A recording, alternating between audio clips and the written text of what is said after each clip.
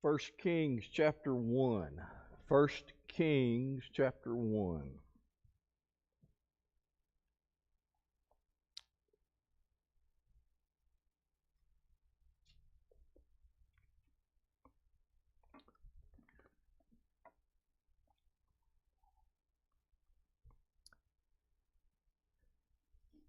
First Kings chapter 1.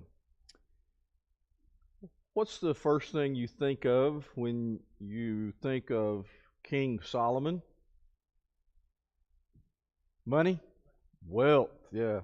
I guess we couldn't say money because it'd be wealth. What? The temple. He was able to finally do what his father David was not able to do, build the temple. Wisdom, yes. Wisest man to ever live, according to what we often think and read. Anything else? Those are the three main ones, aren't they? Those are the three things that it seems that he's most well known for, or at least the wise. Yeah, well, wives. Yeah, yeah.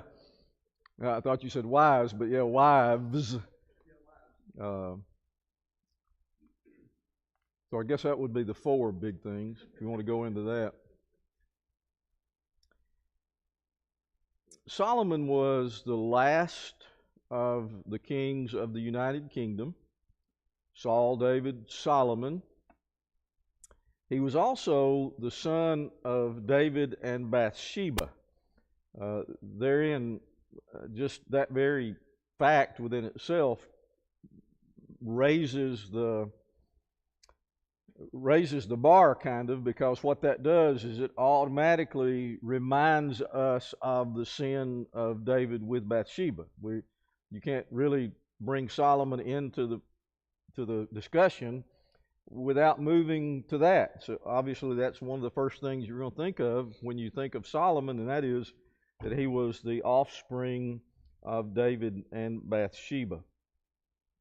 1 Kings chapter 1, Solomon becomes king. You have going all the way down to verse 28 in 1 Kings chapter 1, if you would. 1 Kings chapter 1, verse 28.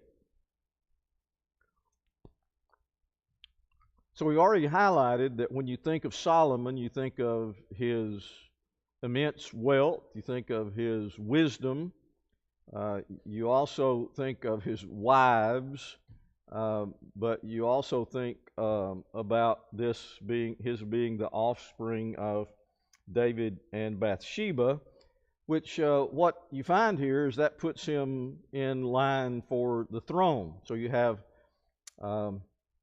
Saul, David, and then Solomon. So you have this beginning in 1 Kings chapter 1. Let me back up to verse 5 just so we'll get some context. 1 Kings chapter 1, verse 5. Now Adonijah, the son of Haggith, exalted himself, saying, I will be king. And he prepared for himself chariots and horsemen and 50 men to run before him.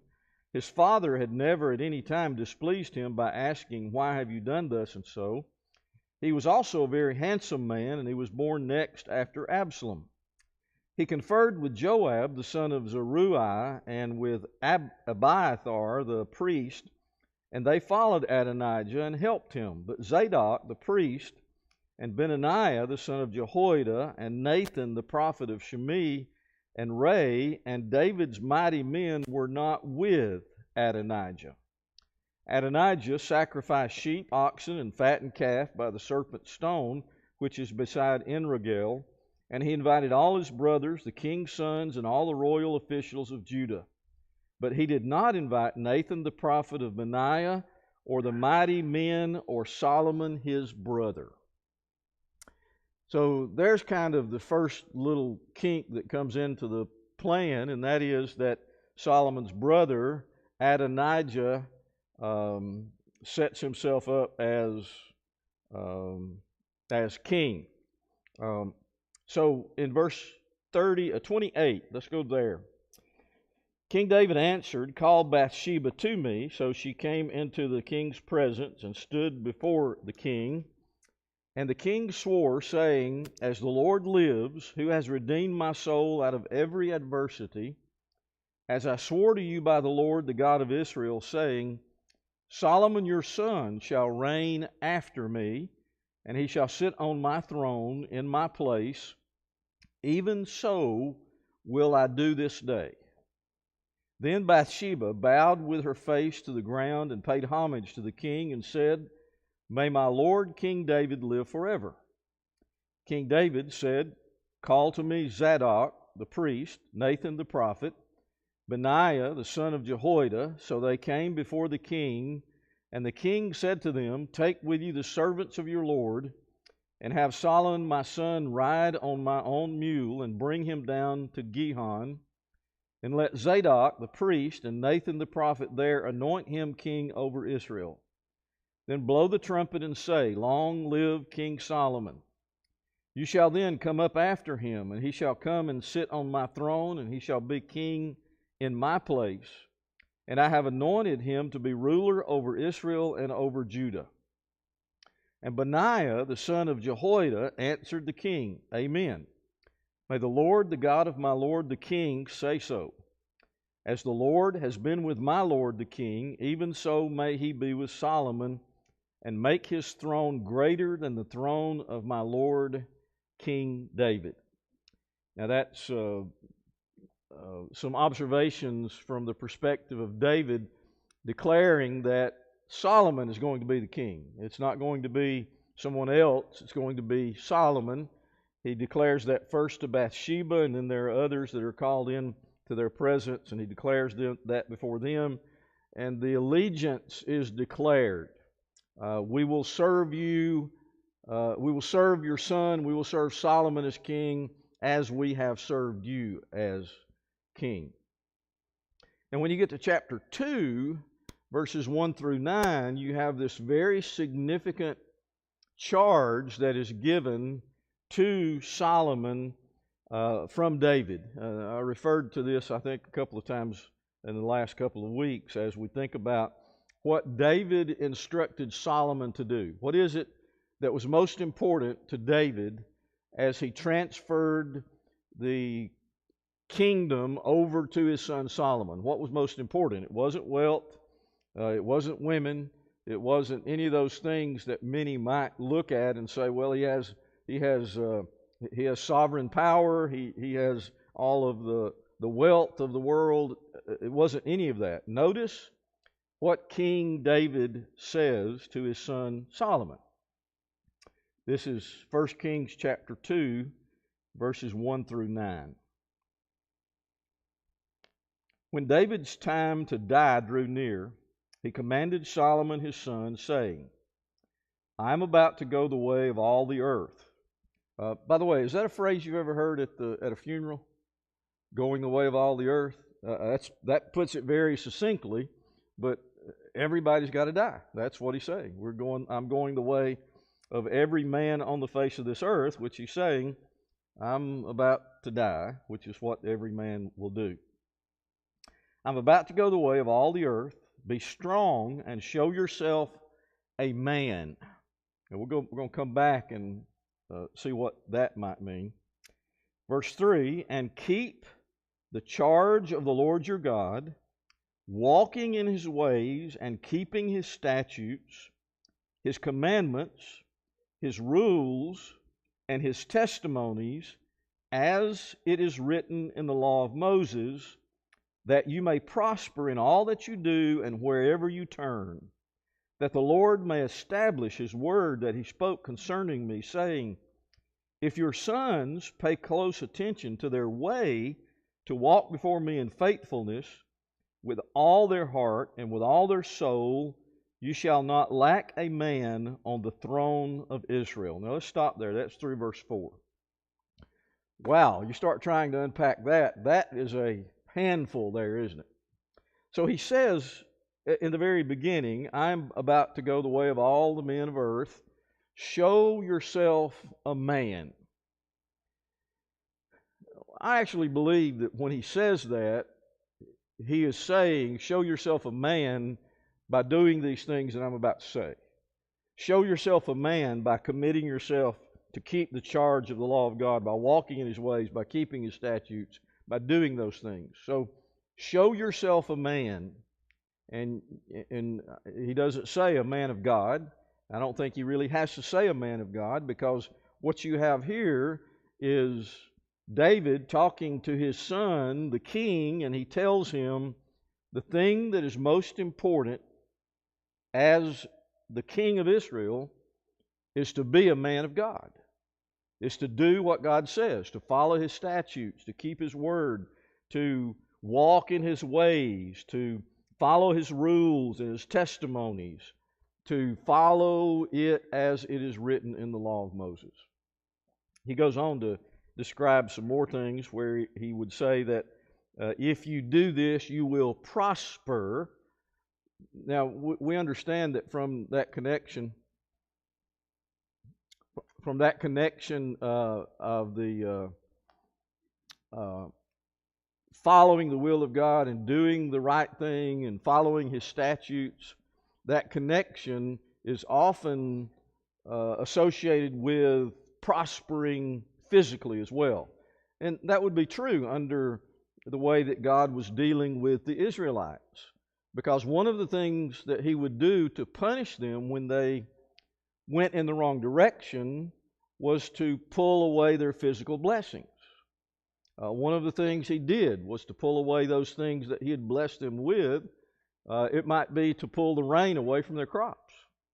It might be to allow the enemy to come in and take the crops at the time that they're ready to be harvested. You put in all the work, and now I'm going to allow the enemy to come in and take your crops that you worked so hard for.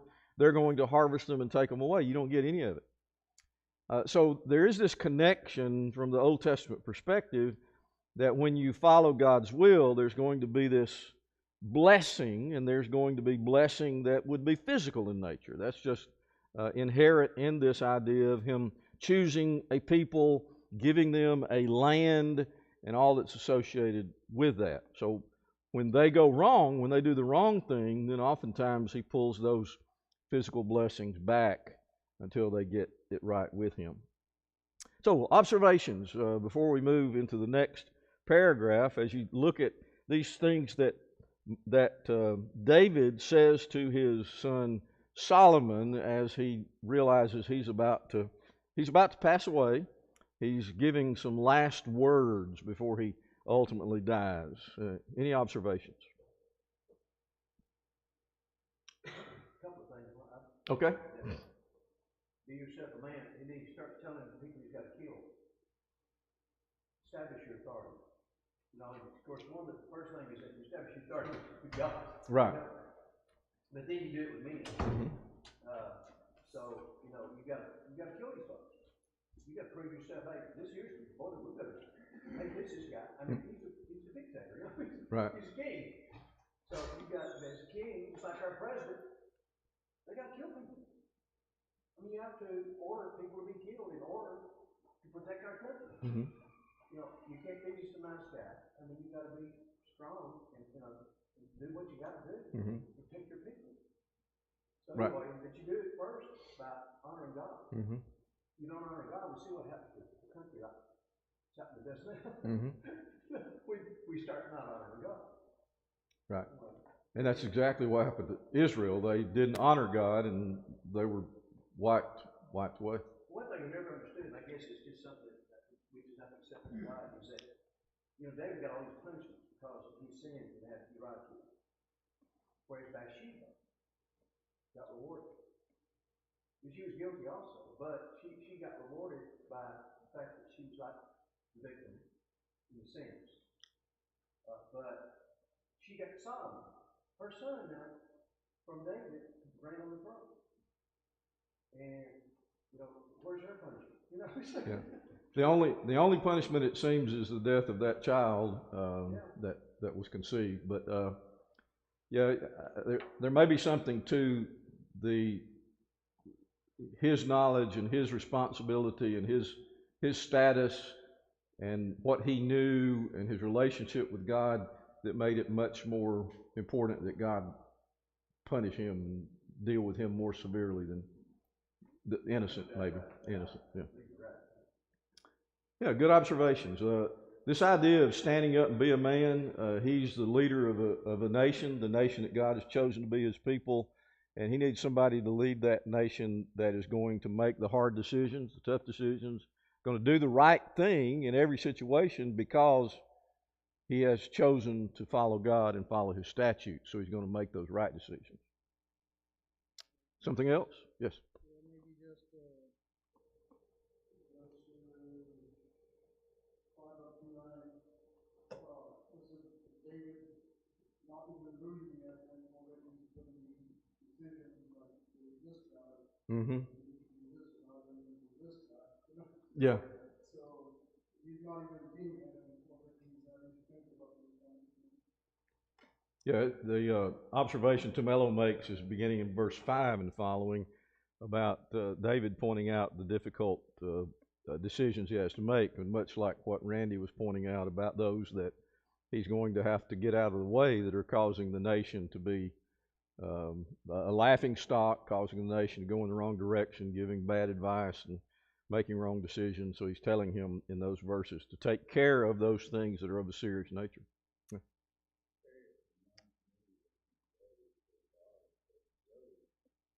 Stand up like a man and brace yourself. I don't think God has much patience with self-pity or indecisiveness Mm-hmm. for things like that. And I think that's what, like you said, David's telling him, or even fear. Mm-hmm. I think you're exactly right, and I think that as you read through what David tells Solomon, and we mostly just focus on the idea of do what God said and those kind of things, but David didn't just say, follow God's will, follow God's word. He put it in about, let's see, he says, keep the charge, walk in his ways, keep the statutes and the commandments, his rules and his testimonies, as it is written in the law of Moses. So he didn't just, those different phrases, though they all look pretty much the same, they give kind of a new slant to everything that David is telling Solomon, and that is that if you're going to be successful, if you're going to be the man that needs to be on the throne as king of Israel, then the number one thing that you've got to do is make sure that your life is based upon doing the right thing in every situation. And the way that you know how to do that is by following his statutes, doing his will, keeping his commandments, walking in his way, which all of these have the idea within them to make them a part of your life, to take them into yourself, so that as you walk in your daily life, they go with you. The same idea, I think, that he gave to the Israelites, which was write them on your forearm and on your forehead, carry them with you. Same idea. They need to be in you. They need to be a part of you. You need to make sure you carry those with you.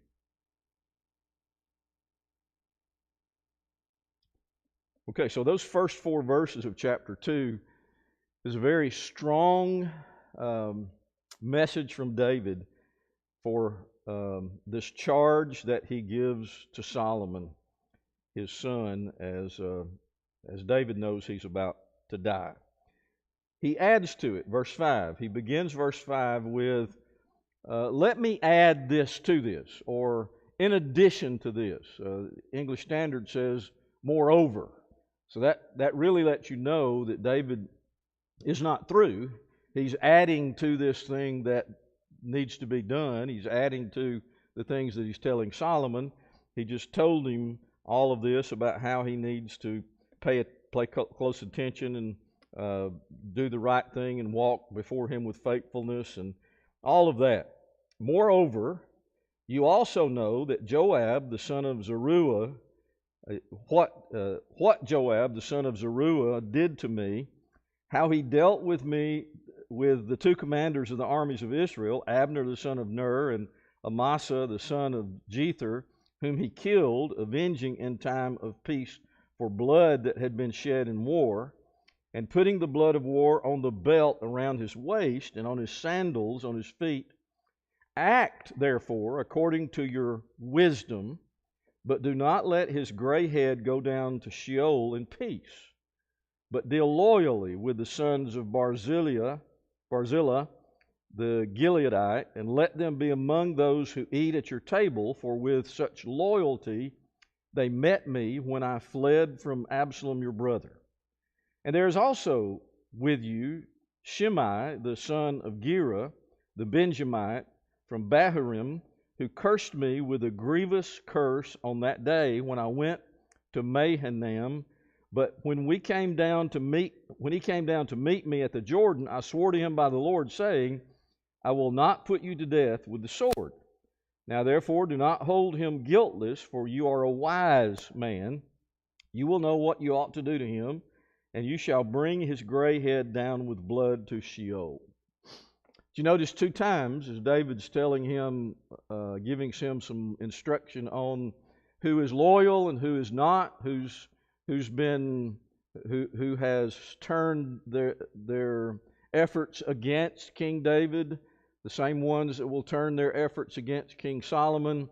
These have been faithful to me. These have been my good, loyal helpers, and these have not. And he tells him 2 different times in these verses from 5 through 9, deal wisely. You are a wise man. I trust you to do the thing that needs to be done because you are wise. You are a wise man. Okay, that's verses 1 through 9 of 1 Kings chapter 2, and that is David's last words to Solomon, because in verse 10, David dies. Then David slept with his fathers and was buried in the city of David.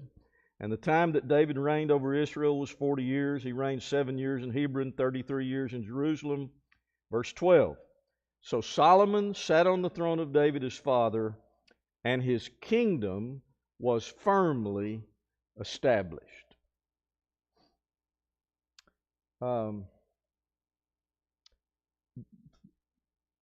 Firmly established. I find those words quite fascinating as it ends the death of David. Solomon takes the throne. Solomon's sitting on that throne and is now the representative of God for the nation of Israel. And it says that his kingdom was firmly established. One of the things that communicates to me is that when David transferred the power of the kingdom over to Solomon, things were in good shape. That when he made this transference, and when the crown is put on Solomon's head, literally or proverbial, one of the things that seems to be true is that the kingdom is on the right track and it's going in the right direction. And it is Solomon's duty, as he told him in chapter 2, verses 1 through 9, it's Solomon's duty now to do what his father David said do, follow the statutes, do his will, apply everything, walk in his ways, do everything that needs to be done to keep this thing on that path that I give it to you in. So that kind of seems to be one of the things that communicates to me. Other observations? The kingdom was firmly established.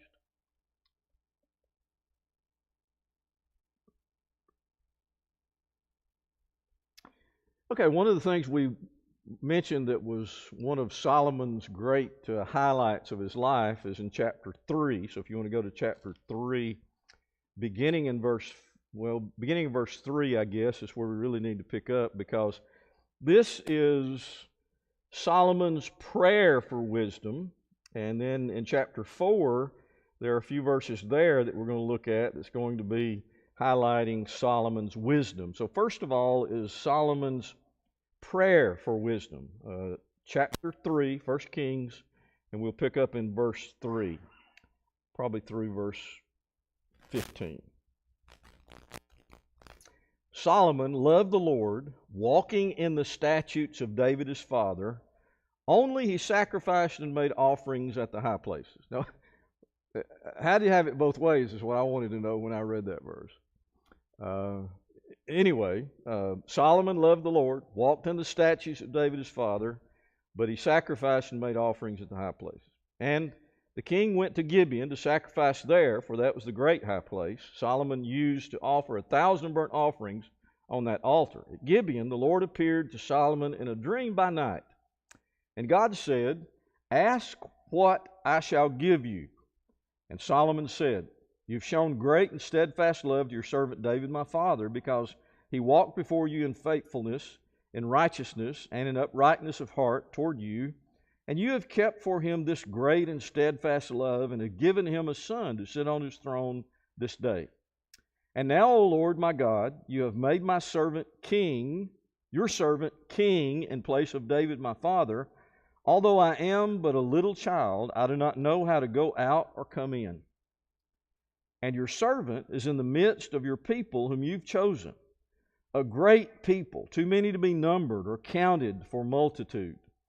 Give your servant, therefore, an understanding mind to govern your people, that I may discern between good and evil, for who is able to govern this your great people?" It pleased the Lord that Solomon had asked this, and God said to him, "Because you have asked this, and have not asked for yourself long life, or riches, or the life of your enemies, but have asked for yourself understanding to discern what is right, behold, I now do according to your word. Behold, I give you a wise and discerning mind, so that none like you has been before you, and none like you shall arise after you. I give you also what you have not asked, both riches and honor, so that no other king shall compare with you all your days.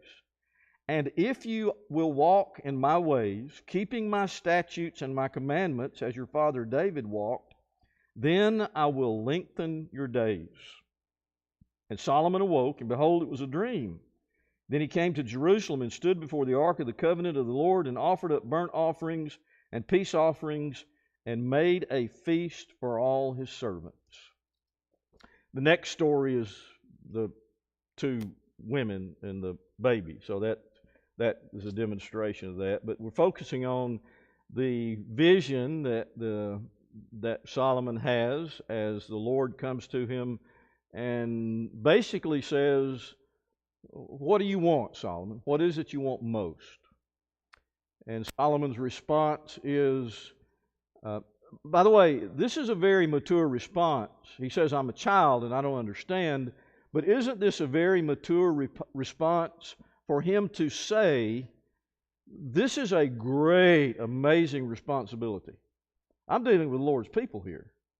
I am dealing with numbers that are great, but I'm dealing with the Lord's people. And I don't know how to govern. I don't know how to deal with all of this. I don't know how to function and do the right thing in all of the things that are being asked of me as king. I don't really know how to do all of that. So Solomon asks for understanding and wisdom to be able to deal with his governance of the Lord's people. That's very mature. I think it's very wise within itself. He didn't have just for instance, if you look at the kings who followed Solomon for the southern kingdom and the northern kingdom, it seems that there were very few of those, actually none in the northern kingdom, and only those you could count on 4 fingers from the southern kingdom who actually had any humility about them, who actually would say, "I don't know what to do. I'm going to turn to the Lord. I don't know how to handle all of this.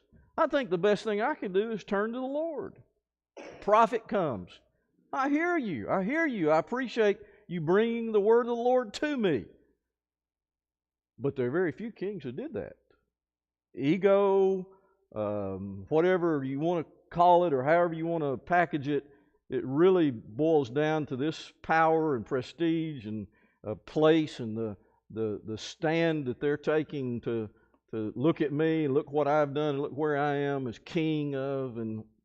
But Solomon doesn't do that. Solomon realizes the severity of his duties, and he realizes he's not worthy to be able to handle those. That's pretty good.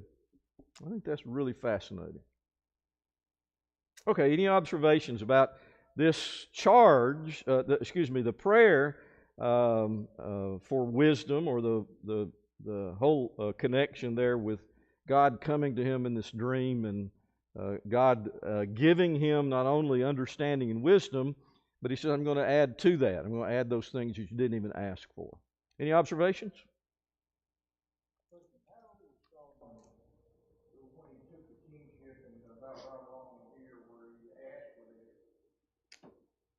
Barry, I don't know. I'm not sure.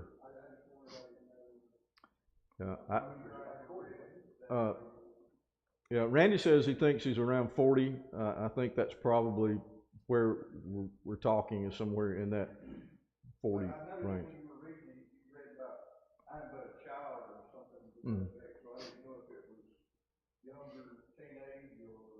Yeah, I think he was talking kind of metaphorically. I don't know what to do. You know, I've been dropped down, and look at all these people. You know, he's king. Imagine Coronation Day, maybe. I don't know how they did it, but imagine if you see it on the movies, and they go out on the balcony and they put the crown on the king's head, and the queen's beside him, and all the people are out there yelling and clapping and screaming, and there are just thousands of people out there. Don't you know that would be like, what have I gotten myself into? Because he says the people are so huge in number. And then he realizes something that it takes a man of wisdom to realize, and that is, I'm dealing with God's people. This is not just any people, but I've been put in as king over God's people. So I think that's why he says, I don't know how to do this. I've been the king's son, and now I'm the king. I think Brother Isaac, he asked for wisdom. The verses you read before, when David was talking to him, 2 times he mentioned that you're a wise man, and then once he mentioned that you use your wisdom for your wisdom. Mm-hmm. So evidently he had shown some kind of wisdom in his life earlier on that David saw in his life too, to be able to hear Solomon asking for it from God also. But David's already mentioned it twice concerning him being a wise man. Yeah, that's a good observation. Nelson brings up how in the previous chapter, when David's talking to him 2 times, he brings up the fact that he trusts Solomon because he's wise. He's a wise man. And I think, as I said, I think the very interaction here with the Lord in this dream, for him to say, I don't know how to handle this. I am just a man, and this task is too big for me. I need understanding. I think that shows that he was already a man with great wisdom and humility. Yeah.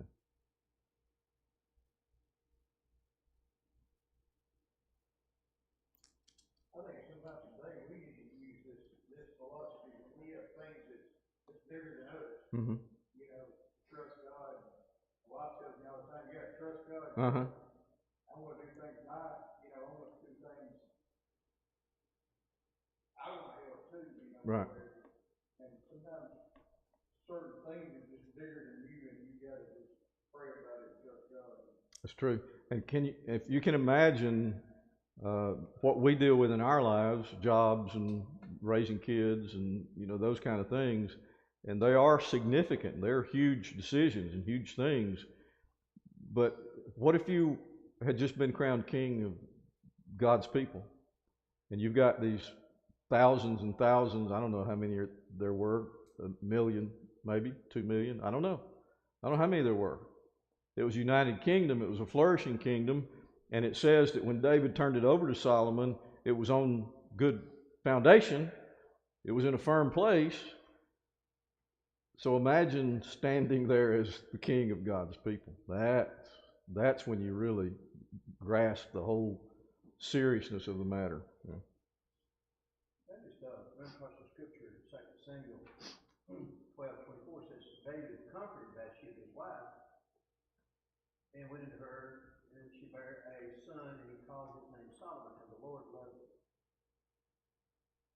could maybe not be as much the fact that what you had to do, anything to do with David and Bathsheba had to do with the fact of who Solomon was. Right. He was just a good man. He just had a good heart. He just seemed to be the one that God said, "Wow, out of all the David's sons, this is the one." You know? Yeah. Good observation. Randy points out from was it 2 Samuel 12:24? Yeah. 2 Samuel 12, where it says that talking about Solomon and God loved him. That phrase is used there in that verse. I So. was looking for how old he was. You know. Yeah. I see he reigned 40 years, I think. I'm sure. His son did. Or his son was 40 years old. Yeah. Yeah. I just know he wasn't a teenager. Yeah. I think it's significant that God gave him the vision, because he didn't just give to anyone and everyone. And not only did he do that, he's the only person that in Scripture was asking for anything. Anything he would have given. And afterwards, God put this instead of asking for this or that. Mm-hmm. So he really would have given anything. Tamello brings up a point that is quite interesting as well, and that is that as you see how God comes to Solomon in this dream, that was not something that happened a lot. So that tells you that God had something special with Solomon. And he also highlights the fact that what we read there from chapter 3, that Solomon was offered anything. Anything. And I'm like Tamello. It seems that he could have asked for anything and God would have given it. Yeah, it's a lot better than the genie's lamp. Yeah. So instead of him asking for something that was selfish, God said, since you didn't ask for something selfish, then I'm going to give you that too.